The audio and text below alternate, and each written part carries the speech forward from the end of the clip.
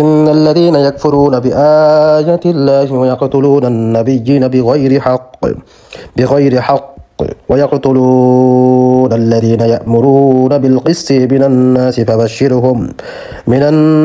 فبشرهم بعذاب أليم যারা নিশ্চয়ই আল্লাহর আয়াতসমূহকে অস্বীকার করে এবং নবীদেরকে অন্যায়ভাবে হত্যা করে এবং যারা ন্যায় বিচারের আদেশ দেয় এমন মানুষদের হত্যা করে তুমি তাদেরকে যন্ত্রণাদায়ক শাস্তির সুসংবাদ দাও। সূরা আল ইমরানের 21 নম্বর আয়াতে আল্লাহ সুবহানাহু ওয়া তাআলা মূলত সেই সব জাতি ও ব্যক্তিদের প্রতি আল্লাহর কঠোর বার্তা দিয়েছেন যারা আল্লাহর আয়াত অস্বীকার করে, কোরআনের নির্দেশনাবলীকে অস্বীকার করা, তার উপর বিশ্বাস না রাখা, নবীদের অন্যায়ভাবে হত্যা করা। যেমন ইহুদিরা তাদের নবীদেরকে হত্যা করেছিল, এটা আল্লাহর গজব ডেকে আনে। ন্যায় বিচার প্রচারণাকারীদেরকে হত্যা করে, সমাজে যারা সত্য ন্যায়ের কথা বলে তাদেরকে দমন করা হয়।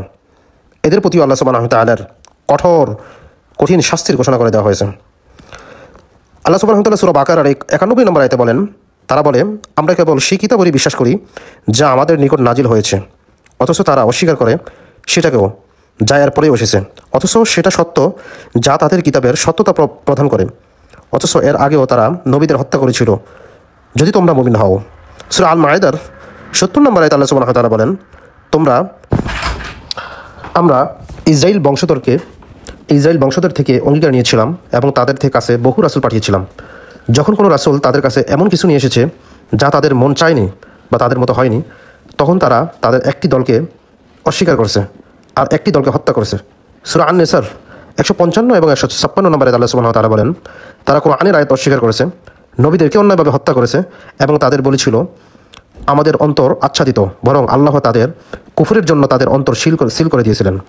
সূরা আশ-শুআরার 197 থেকে 200 নম্বরে আল্লাহ সুবহানাহু ওয়া তাআলা বলেন, তারা কি এটাকে কোরআনকে স্বীকৃতি দেয় না, অথচ পূর্ববর্তী কিতাবসমূহ এই সম্পর্কে বলা হয়েছে, তারপরও তারা তা অস্বীকার করে। সূরা আত-তাওবার 34 থেকে 35 নম্বরে আল্লাহ সুবহানাহু ওয়া তাআলা বলেন, আর যারা মানুষের হক আদায় না করে সোনারূপা জমা করে রাখে তাদের জন্য যন্ত্রণাদায়ক শাস্তির সুসংবাদ দাও। বুখারীর বর্ণনা নবী করিম সাল্লাল্লাহু আলাইহি ওয়াসাল্লাম বলেন, তোমাদের পূর্ববর্তী জাতিরা এমন ছিল, যখন তাদের মধ্যে কেউ অন্যায় করত তখন তারা থামত না, তারা তখনও তাদের সাথে মেলামেশা করত। আল্লাহ তাদের হৃদয়ে একে অপরের প্রতি বিদ্বেষ সৃষ্টি করেছেন, ফলে তারা ধ্বংসপ্রাপ্ত হয়। তিরমিজি বর্ণনায় রাসূল সাল্লাল্লাহু আলাইহি ওয়াসাল্লাম বলেন, যখন সমাজে অন্যায় ও পাপ কাজ চলতে থাকবে আর কেউ তা থামাবে না, তখন শাস্তি আসবে সকলের ওপর। সহিহ মুসলিমের বর্ণনা রাসূল সাল্লাল্লাহু আলাইহি ওয়াসাল্লাম বলেন, যে ব্যক্তি জুলুমের বিরুদ্ধে কথা বলে না তার উপর গুনাহ বর্তাবে। বুখারী বর্ণনা নবী করিম সাল্লাল্লাহু আলাইহি ওয়াসাল্লাম বলেন, সবচেয়ে ভয়ঙ্কর মানুষ সেই যে মানুষ তার ধৃষ্টতা থেকে কোনো ধরনের মানুষ রক্ষা পায় না। দুষ্টতা থেকে তাকে দেখলে মানুষ ভয় পায়, তার সংস্পর্শে যায় না। মুসনাদে আহমদ এর বর্ণনায় রাসূল সাল্লাল্লাহু আলাইহি ওয়াসাল্লাম বলেন, সবচেয়ে উত্তম জিহাদ হলো একজন শাসকের সামনে সত্য কথা বলা। আল্লাহ তাআলা আমাদের কবুল করুন।